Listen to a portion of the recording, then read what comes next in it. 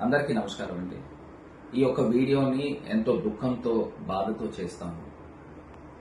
Doctor Priyanka ఇక ఈ లోకం వదిలి వెళ్ళిపోవడం జరిగింది. ఈ ప్రభుత్వం యొక్క నిర్లక్ష్య వైఖరి ఎంత దారుణంగా ఉందో ఈ రోజు ఉదయం వారి తండ్రి రాజమండ్రి ప్రకాష్ నగర్ పోలీస్ స్టేషన్ ముందు ప్రెస్ మీట్ పెట్టి మరీ చెప్పారు. చంద్రబాబు నాయుడు గారు గాని, పవన్ కళ్యాణ్ గారు గాని, వాళ్ళ కొడుకు నారా లోకేష్ గాని, మహిళా హోంమంత్రి గాని, ఇప్పుడు దాకా ఆ కుటుంబ సభ్యులు గాని లేకపోతే డాక్టర్ ప్రియాంకని వెళ్లి చూడటం గాని జరగలేదు. ఎంత దారుణమైన ఘటన. ఇది కాకుండా కనీసము ఆర్థిక సహాయం కిందని కూడా హాస్పిటల్ ఖర్చుల నిమిత్తం కూడా కనీసం ₹1 కూడా ఈ గవర్నమెంట్ వెచ్చించడం జరగదు. ఇంత దారుణమైన ఘటన రాజమండ్రిలో తీసుకొచ్చి ఇద్దరు మృగాలు కలిపి డాక్టర్ ప్రియాంకని కారుతో తొక్కించి చంపేసిన తర్వాత ఈ యొక్క పోలీస్ డిపార్ట్మెంట్ కూడా చూస్తే 3 రోజుల పాటు హై డ్రామా క్రియేట్ చేశారు. ఆ నిందితులను కాపాడే ఒక ప్రక్రియ క్రియేట్ చేశారు.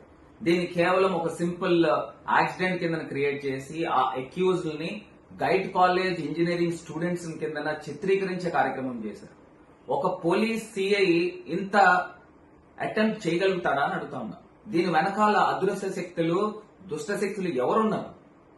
ఎవరు మెప్పు కోసం ఈ సీఏ చేశాడు? అసలు ఎన్ని సూట్ కేసులు మారిని అక్యూజ్ ని కాపాడడానికి? ఇంత దారుణమైన ఘటన మేము వెలుగులో తీసుకొచ్చిన తర్వాత పోలీసులు కంగారు పడి సెక్షన్స్ మార్చి 308 కట్టారు. అయినప్పటికీ కూడా అది సరిపోదు. అటెంప్ట్ మర్డర్ కూడా కాదు, ఇవాళ మర్డర్ కేసులు కట్టి ఈ మృగాల్ని నేరుగా డైరెక్ట్ గా ఎన్కౌంటర్ చేసే స్థాయికి ఈ రోజు ప్రజాస్వామ్యంలో ఇంత దారుణాలకు ఒడగెడతా ఉన్నారు. ఇది ఎట్టి పరిస్థితుల్లో ఒప్పుకునేది కాదు. డాక్టర్ ప్రియాంకకి న్యాయం జరగాలి. దీనికి రేపు ఉదయం ఖచ్చితంగా రాజమహేంద్రవరంలో ఉన్న విద్యా సంస్థలన్నీ కూడా బంద్ ని స్వచ్ఛందంగా ప్రకటించాలని కోరుతా ఉన్నా. ఇది రాజకీయాలకు అతీతంగా మళ్లీ ఇంకొక ప్రియాంకకి ఇలాంటి ఘటన జరగకుండా ఉండే విధంగా ప్రభుత్వాలు కూడా మేల్కొనే విధంగా చేయాలని పిలుపునిస్తా ఉన్నా. వీళ్ళు చెప్తా ఉంటారు మీ భద్రత మా బాధ్యత అని. ఎక్కడుందండి? ఎవరికుందండి భద్రత? ఎవరికుండండి బాధ్యత? ఇవాళ ఏ రకంగా లేకోకుండా ఇవాళ కేవలం ఒక డైలాగులకు పరిమితమయ్యారు తప్పితే ఈ ప్రభుత్వము ఈ రోజున కార్యరూపంలో ఎక్కడా కూడా జరగట్లేదు. ప్రియాంక తండ్రి ఇవాళ వచ్చి ఆయన యొక్క ఆవేదన వెళ్లగక్కున్నారు.